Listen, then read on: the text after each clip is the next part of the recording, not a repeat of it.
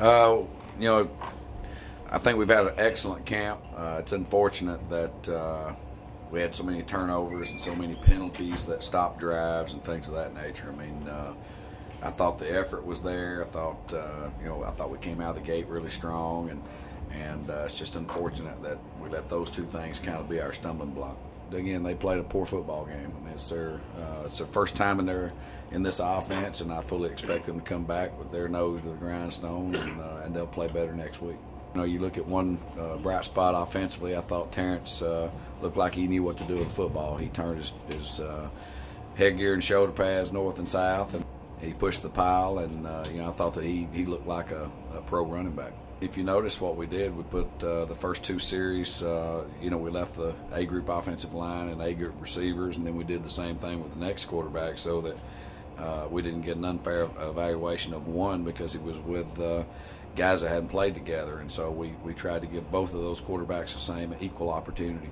Unfortunately, we have to do the deed in the morning, cut some guys, and get down. And once you start trimming your roster down, things start zoning in a little bit, and there's not so many people in the room. All of a sudden, the focus starts to get there a little more.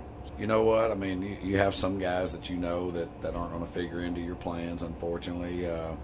Some people are able to play their way onto our football team, and that's what I've got to go hunt tonight, is those guys that played better than what they've played at practice. Again, you got guys that show up at practice and look great, and sometimes they get in the games and they don't play so well, and then vice versa.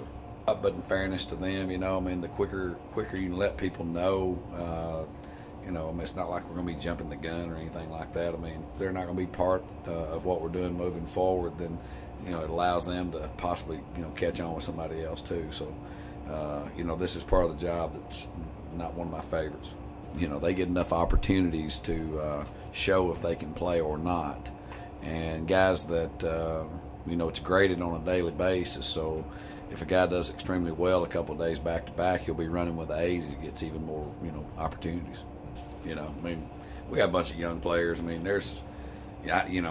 you don't really think about it, but the other day I said show of hands who's a rookie, and rookie to the CFL, and it was about 3/4 of the team. So I mean, a lot of the stuff that you saw tonight, some of the the good thing that we didn't have a lot of illegal procedures and time counts and things of that nature. We didn't have very much of that, and that was encouraging.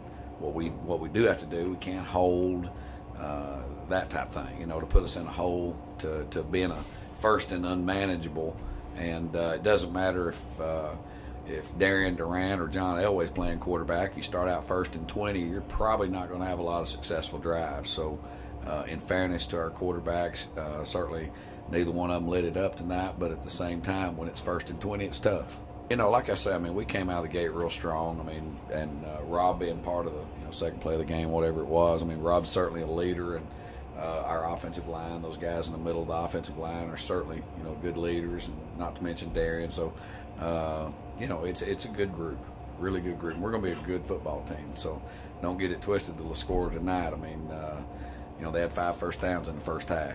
So I mean, minus a play or two here or there, I mean, that's a pretty good game defensively, and offensively, we're not going to always have 5-6 holds and 3 turnovers. So when we start cleaning that stuff up, we're going to be a good football team.